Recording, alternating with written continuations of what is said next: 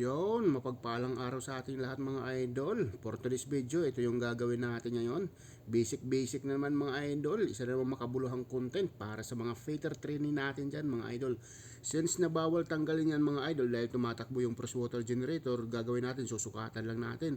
So ganito ako magsukat. Simula sa gitna ng joint na yan, susukatin ko hanggang dito sa flange. Yan mga idol. Sukatin natin ng ganito.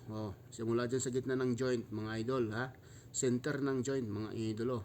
Okay?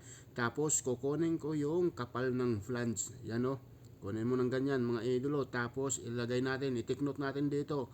188 plus 20 equals 208 yan mga idolo. Tapos i-plus natin dito yung take off. Dahil long radius ito 4 inches, yung take off nito is 152 mga idol. Okay?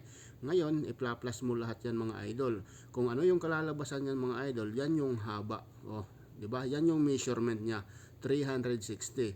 Simula dyan sa dulo ng flange na yan mga idol hanggang dito sa take off, yung sukat niyan mga idol is 360. Okay, 'di ba? Basic lang.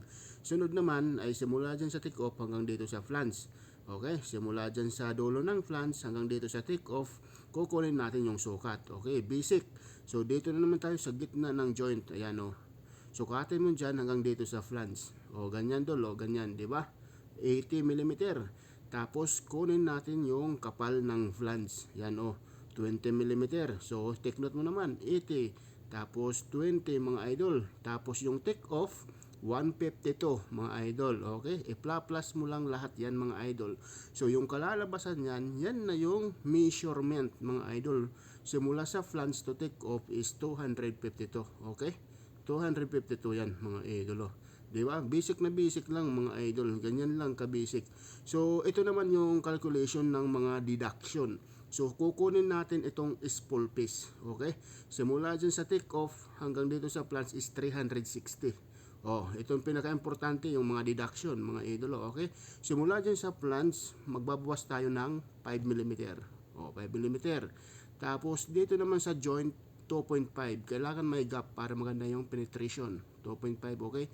Tapos, take off, 152. Kailangan ibawas yan, mga idol. 152. So, ngayon, isasubtract mo lahat yan. Kung ano yung kalalabasan yan, yan yung haba ng spool piece mo, mga idol. Okay? Diba? Ganun lang kasimple mga idol. Basic na basic lang mga idol. So ito naman yung sunod na kukunin natin. Itong haba ng spool piece na to mga idol. So kailangan, okay? So simula sa take off hanggang dito sa flange, yung sukat niya is 252. Okay, 252. So ito yung mga deduction. Simula dito sa flange, magbawas tayo ng 5 mm mga idol. Okay? Tapos dito naman sa joint, kailangan natin ng gap 2.5. So kailangan yan para sa penetration, ibawas natin 2.5 mga idol ha. So dito naman sa take off 152, kailangan ibawas natin yung 152 mga idol.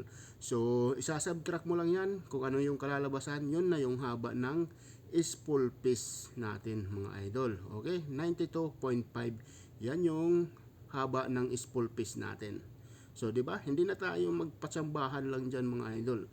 So, ito na yung natin, mga materyales, dalawang flange. Ito na yung dalawang spool natin at isang 90-degree long radius elbow.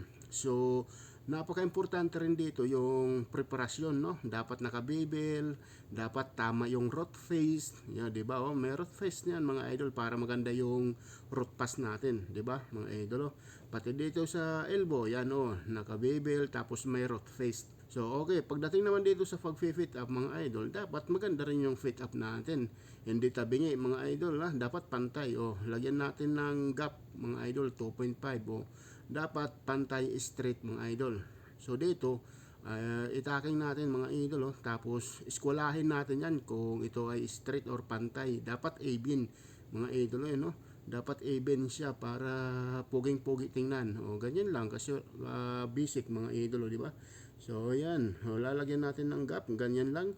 'Di ba? Napakadali lang, basic na basic lang mga idol eskwelahin mo na naman ng ganyan. So dapat siya pantay, dapat even, dapat parehas yung measurement mga idol 'Di ba? Basic na basic lang mga idol. So ito na mga idol. Kita niyo naman na fit up na natin. So dito sa flange naman tayo mga idol. Siyempre sa pag fit up ng flange sa pipe mga idol ay kailangan markingan natin no? So nakikita nyo dito sa pipe natin, may marking sa center ng pipe, di ba? So reference natin yan para ma-fit up natin ng maayos, para ma-align natin ng maayos yung flange sa pipe. Oh. Pagdating naman dito sa flange, mga idol, kita nyo, may guhit yan sa gitna, apat mga idolo, no? Reference yan. So dapat yung guhit sa pipe at saka guhit dun sa flange dapat naka-align ng maayos para yung mga butas ay hindi tumabingi mga idolo. Ganun lang kasimple mga idolo. So ayan mga idolo, para hindi tumabingi yung flange mo, para straight na straight, iskwalahin mo rin ng ganyan, no? I-measure mo ng ganyan, dapat parehas yung measurement niya, dapat pantay, dapat even mga idolo, no? Para talagang tuwid na tuwid yung flange natin, yan, no? I-double check natin yan, no? Double check, dapat parehas yung measurement niya, no? Para talagang tuwid na tuwid yung flange natin mga idol. So ganun lang kasimple mga idolo. Basic na basic lang mga idol. Ngayon, dito naman tayo sa itaas na flange yan, no? Para ma-align natin yan, latagan natin ng eskwala. Dapat itong eskwala i-sight mo doon sa gilid ng pipe para talagang siya, align na align mga idol. So ito na siya mga idol. Kita nyo naman mga idol, na fit up na natin. So dito, full weld na lang natin yan mga idol, no? Okay na yan, tapos na yan. So ito na nga, na full weld na natin mga idol. Kita nyo naman, poging-pogi na mga idol. Lalagyan na lang natin yan ng connection para sa pressure gauge mga idol. Pwede na natin ilagay yan mga idol. So ito na nga mga idol, ayan na. Kita nyo na, yan na yung finished product natin. So ilalagay na lang natin yan mga idol. So ito na nga mga idol, na ilagay na natin. Ayan, kita nyo naman, pintura na lang yung kulang mga idol. Poging-pogi talaga mga idol. Ayan, hindi talaga logi sa atin yung agency nito mga idol. Medyo marami-rami pa itong gagawin natin. Hanggang doon pa sa baba mga idol. Hanggang doon sa suction line. Tapos pa overboard. Ay nako, kahaba-haba pa nitong mga idolo. So paano yan mga idolo? Hanggang dito na lang yung video ni Wag Ako Boy. Baka naman.